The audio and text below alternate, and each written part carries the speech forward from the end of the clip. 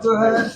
अब्बास अंसारी को supreme court से राहत मिली है। कल वो अपने पिता के फातिहा में शामिल हुए। इसको लेकर परिवार का आप लोग का क्या रिएक्शन रहेगा? माननीय सर्वोच्च न्यायालय ने एक याचिका दाखिल हुई थी, उसमें अब्बास अंसारी को जब उनके पिता मुख्तार अंसारी साहब उनकी मिट्टी हुई तो उसमें वो शामिल नहीं हो सके थे, और आज सुनवाई हुई तो चूँकि कल उनका फातिहा है 10वीं का, तो माननीय सर्वोच्च न्यायालय ने उस फातिहे में उनको शिरकत करने के लिए इजाज़त दे दी है। अब रमज़ान का महीना है, फजर की अज़ान होती है सूर्योदय से पहले, और फजर की नमाज के फ़ौरन बाद कुरान शरीफ की तिलावत का सिलसिला यहाँ शुरू हो जाएगा, और महिलाएं अंदर पढ़ती हैं और पुरुष जो है वो यहाँ, ये बरामदा है, यहाँ फातिहा होता है, यहाँ फातिहा पढ़ेंगे। ये दिन भर ये कुरान के पढ़ने का सिलसिला जारी रहेगा, और सूर्यास्त से पहले ये पढ़ने का सिलसिला बंद करके और मगरिब की अज़ान के साथ रोज़ा अफ्तार होगा, और फिर दिन भर में जो कुरान शरीफ पढ़ी गई, जितने पारे और जितने ख़त्म, वो सब कलेक्ट करके एक जगह उसको तरतीब दे के लिखा जाएगा, और फिर हाफिज़ जी और मौलाना साहब, ये लोग सब लोग, परिवार के सारे लोग मज़ार शरीफ पे जा कर के, उनकी कब्र पर जा कर के फातिहा पढ़ कर के, और जो कुरान पढ़ी गई है उसको बख्श देंगे, और अल्लाह से दुआ करेंगे कि इसका सवाब जो है उनके हिस्से में, और उनकी मग़फ़िरत के लिए, उनके गुनाहों को माफ़ करने के लिए, उनको जन्नत में आला मुकाम अता करने के लिए, उन्हें शहीद का दर्जा देने के लिए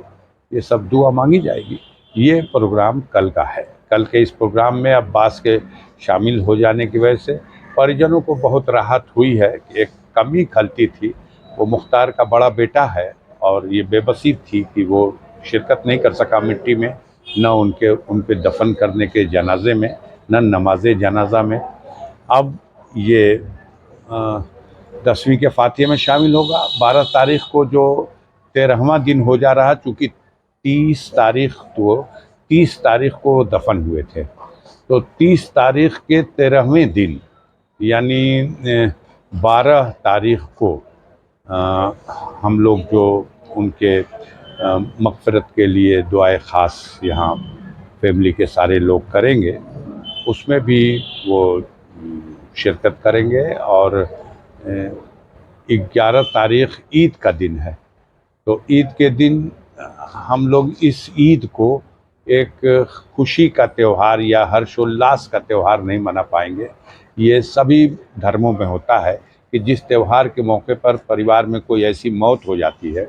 तो उस त्यौहार को, उसको खुशी के रूप में तो नहीं मनाया जा सकता, वो एक रस्म होगी। क्योंकि ईद का दिन एक रमज़ान की इबादत के सिले में अल्लाह के तरफ से इनाम देने का दिन है, इबादतों का के एवज़ में इनाम का, मग़फ़िरत का, बख्शिश का दिन है। इसलिए उस त्यौहार को तो सबको मनाना ही है, लेकिन हम सादगी के साथ उसको, और अब्बास चूँकि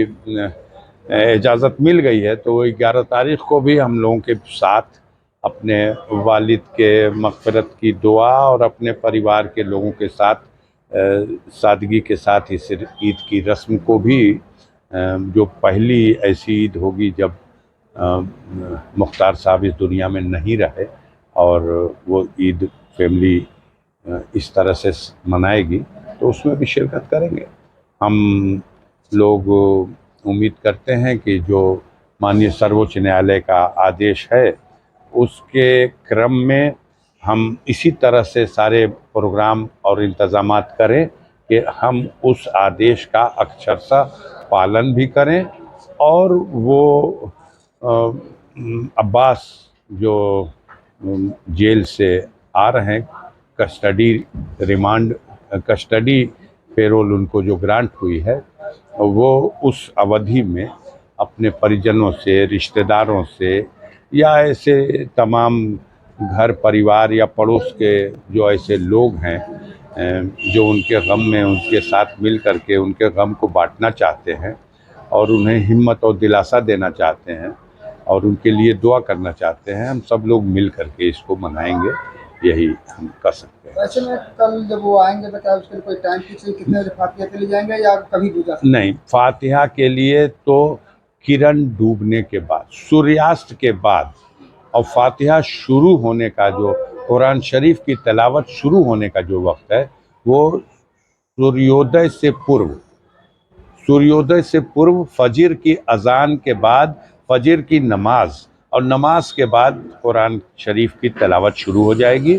और ये तिलावत का सिलसिला दिन भर चलेगा। सूर्यास्त से पहले इसे ख़त्म कर दिया जाएगा और अंतिम रोज़ा है, रोज़ा अफ्तार करने के बाद उनके कब्रिस्तान पर जा कर के जो कुछ दिन में कुरान शरीफ की तिलावत हुई है उसको वहाँ बख्श दिया जाएगा। ऐसे में अगर बात करें तो कल वो जो जेल से वहाँ कासगंज से आ रहे हैं तो क्या इसको लेकर प्रशासन से आप लोग की कोई वार्ता हुई है या तो जेल में सिर्फ आएंगे या सीधे घर पर आएंगे? अब ये हम बता नहीं सकते, जो आदेश है उसके हिसाब से प्रशासन के लोग भी उसका अनुपालन करेंगे, हम लोग भी पूरा सहयोग करके उसका अनुपालन करने की कोशिश करेंगे। हम आम लोगों से ये अपील करेंगे कि इस मौके पर अनावश्यक भीड़ भाड़